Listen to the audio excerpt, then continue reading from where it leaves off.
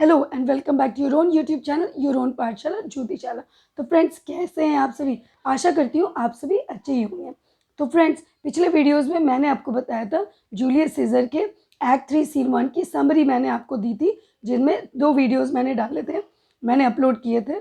इस वीडियो में मैं आपको टेक्स्ट के साथ एक्सप्लेन करूँगी, ईच एंड एवरी लाइन के साथ मैं उसके साथ साथ उसकी एक्सप्लेनेशन भी दूंगी एक्ट 3 सीन 1 की। तो चलिए टेक्स्ट की शुरुआत करते हैं।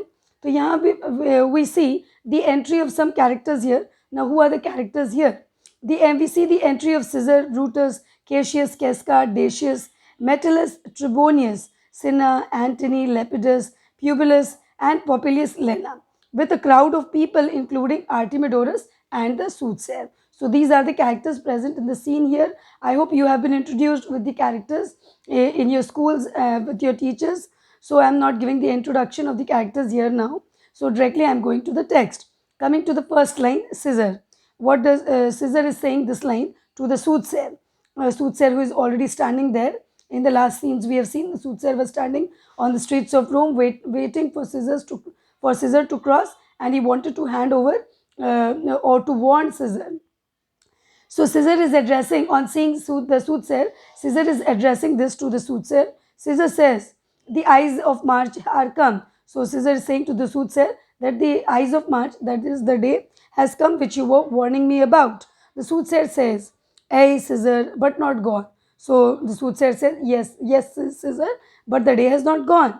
It has come, but not gone. Artemidorus is also standing there, offering his letter. So he was standing with a petition letter that we have learnt in the last scenes. So he tries to hand over that particular petition letter to Caesar. Hail Caesar, read this schedule.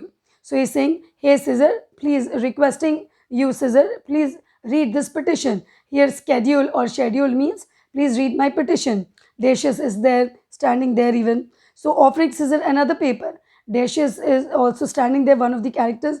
He is offering another letter to Caesar, another paper, a petition letter to Caesar, excuse me. Trebonius doth desire you to overread.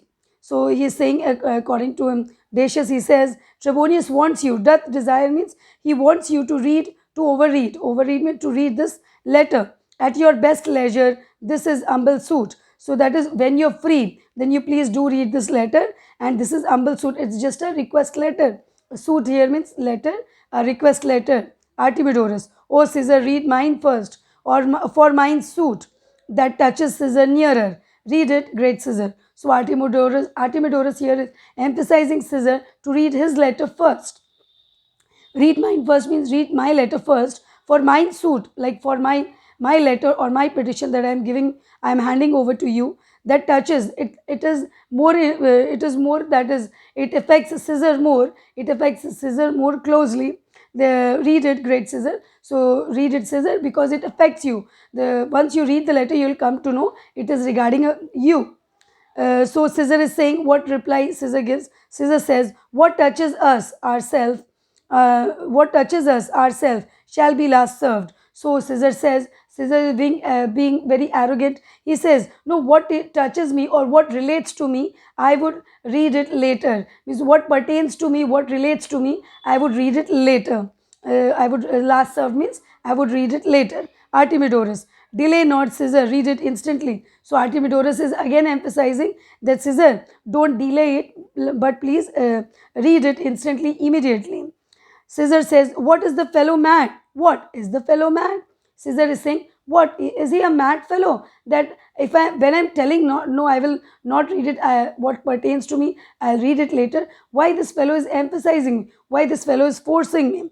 Publius to Artemidorus. So Publius, there's another character standing there. His name is Publius. He's addressing this to Artemidorus. Sira, give place. So he's saying Sira means give aside, stand aside. Give place means give me place. Please move aside. So Publius is trying to move Artemidorus from that place. Caesar says to Artemidorus, Caesar addresses this to Artemidorus, what urge you your petitions in the street? Come to the Capitol. So Caesar is saying this to Artemidorus, that why are you giving your petition to me, here on the street? You please, if you have to give the petition, you come to the Capitol. You come to the capital, and there only I will listen to your petition. This is what Caesar has to say to Artemidorus. Moving forward, so that is now what here, Caesar's party moves aside to the Senate house. So Caesar, along with, we remember in the last scene that Caesar was accompanied by the group of conspirators to the Senate house. So Caesar regarded them as friends, so they came to escort him to the Senate house. So he moves towards the Senate house. Popilius to Cassius. Popilius is another one of the senators. He addresses this to Cassius. He says, I wish your enterprise today may thrive. So he wishes that your enterprise, whatever you have decided, whatever objective you came to, with whatever objective you came to the Senate, may be executed well, may goes well. That is, may thrive means goes well. So I wish that your enterprise, that means whatever you have decided, whatever you want to execute, whatever your plans are, your objectives are at the Senate, so that means everything goes well. This is my, this is what I wish. See, Popilius says so. Coming to Cassius, Cassius says, what enterprise, Popilius? So Cassius is very much worried. So he's thinking, what enterprise? What enterprise are you talking about? Or what business are you talking about? Popilius, what are you talking about? Popilius, fare you well. So Popilius, by bidding fare you well, that is bidding farewell to Caesar there. So he, that is bidding farewell to Cassius, sorry. He bids farewell to Cassius and approaches close to Caesar. Popilius approaches close to Caesar. Brutus to Cassius. Now Brutus is speaking to Cassius here. What said Popilius Lena? So Brutus is asking to Cassius that what Popilius has to say to Popilius Lena has to say to Caesar. So Cassius is saying aside to Brutus, both are talking to themselves, a side conversation, like they are talking in a corner, aside where nobody can listen to them. So both of them are having their conversation among between the two of them.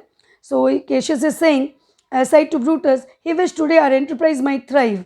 I fear our purpose is discovered. So he wished, that is, Cassius is wishing that our enterprise, whatever intentions that we have come with, whatever objectives that we have come with, whatever intentions that we have come with, may be executed well.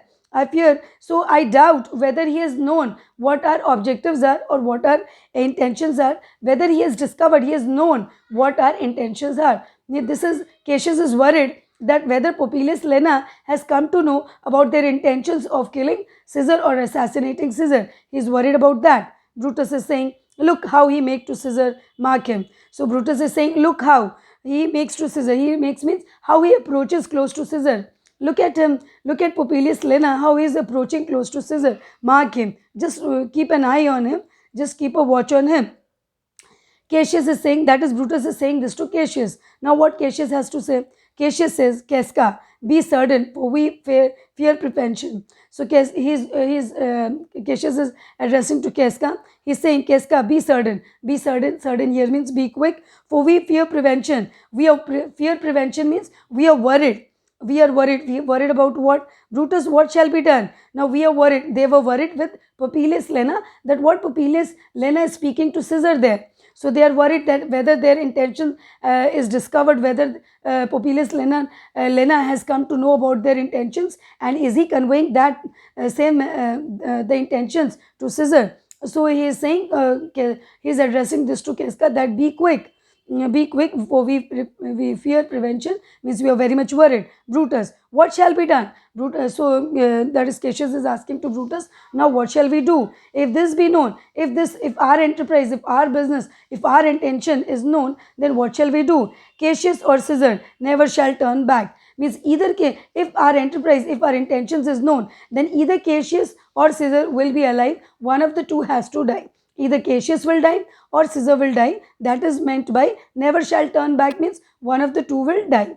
For I will slay him myself. Like if my intentions are known, if our intentions are known to people, then definitely I will slay myself. Means I will kill myself. Definitely I will kill myself.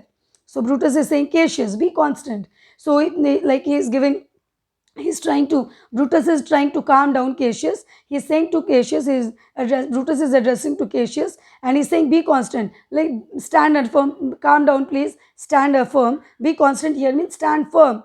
Popilius Lena speaks not of our purpose. So he is like giving consolation.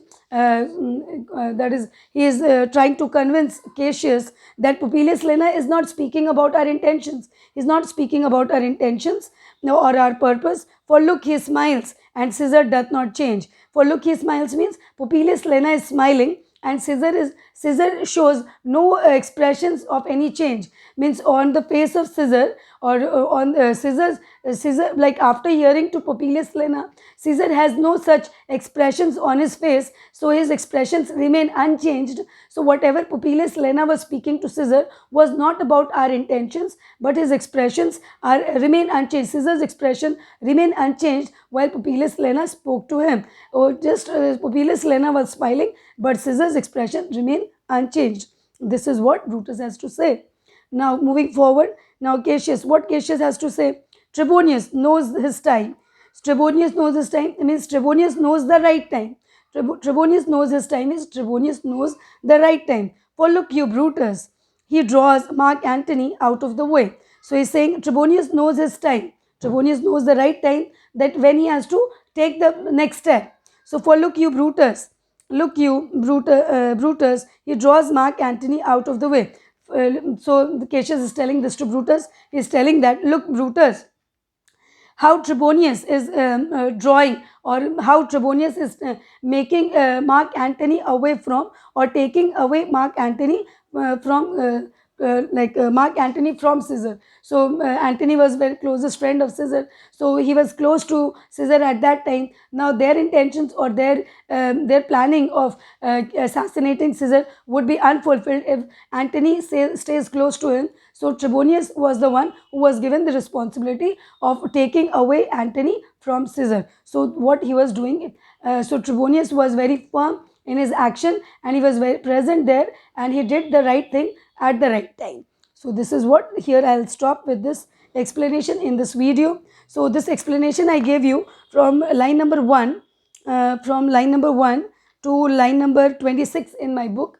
So the explanations that I gave you, that is Act 3, Scene 1, line number 1 to line number 26. Do follow my YouTube channel, Jyotishala, and if you do like my videos, please like, share and subscribe my channel.